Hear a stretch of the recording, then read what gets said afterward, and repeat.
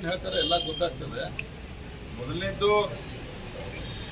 ಹಿಂದನೂ ಸಹಿತ ಮೊದಲನೇ ಪ್ರಶ್ನೆ ಕೇಳಿದ ನಾನು, ನೀವು ರಾಜ್ಯ ಸರ್ಕಾರ ಪಾಪರ್ ಆಗಿದ್ದೀರಾ, ನೀವ್ಯಾಕೆ ದುಡ್ಡು ಕೊಡ್ತಾ ಇಲ್ಲ? ನೀವು 2,000 ರೂಪಾಯಿ ಕೊಟ್ಟಿಲ್ಲ, ನಾಚಿಕೆ ಬರೋದು ನಿಮ್ಗೆ?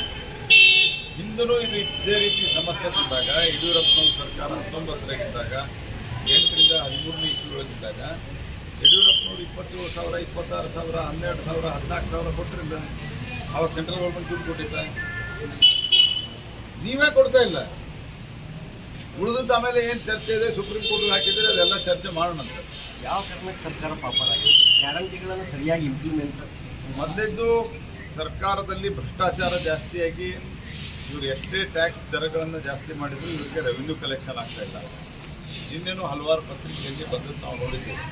ಟೋಟಲ್ ರೆವಿನ್ಯೂ ಭಾಳ ಕಮ್ಮಿ ಆಗ್ತದೆ ಎಲ್ಲದರಲ್ಲಿ. ಅವರು ಮುದ್ರಾಂಕ ಶುಲ್ಕದಲ್ಲಿ ಇರ್ಬೋದು, ಬೇರೆ ಬೇರೆ ಅವರು ಹಾಕ್ಬೋದಂಥ ಟ್ಯಾಕ್ಸ್ಗಳಲ್ಲಿರ್ಬೋದು, ಎಲ್ಲ ಕಡೆನೂ ಪ್ರಾಪರ್ಟಿ ಟ್ಯಾಕ್ಸ್ ಇರ್ಬೋದು, ಎಲ್ಲ ಕಡೆನೂ ಪ್ರಾಪರ್ಟಿ ಟ್ಯಾಕ್ಸ್. ನಾನು ಹೇಳಿದ್ದು ಈ ಇದರಲ್ಲಿ ರಿಜಿಸ್ಟ್ರೇಷನ್ ಫೀ ಎಲ್ಲದರಲ್ಲೂ ಇವರು ಏನು ಟಾರ್ಗೆಟ್ ಕೊಟ್ಟಿದ್ದಾರೆ ಅದೆಲ್ಲವೂ ಫೇಲ್ ಆಗಿದೆ. ಫೇಲ್ ಆದದ್ದು ಒಂದು. ಎರಡನೇದ್ದು ಅರ್ಧಂಬರ್ಧ ಗ್ಯಾರಂಟಿ ಮಾಡಿದರೆ ಗ್ಯಾರಂಟಿನೂ ಸರಿ ಕೊಡ್ತಾ ಇಲ್ಲ, ಆದರೆ ಅದು ಸಿಕ್ಕಾಪಟ್ಟೆ ಖರ್ಚು ತೋರಿಸ್ತಾ ಇದ್ದಾರೆ. ಸೊ ಅದರಿಂದ ಬೇರೆ ಕಡೆ ಕೊಡಲಿಕ್ಕೆ ನಮಗೆ ದುಡ್ಡಿಲ್ಲ, ವಿಪರೀತವಾಗಿ ಸಾಲ ಮಾಡಿದ್ದಾರೆ.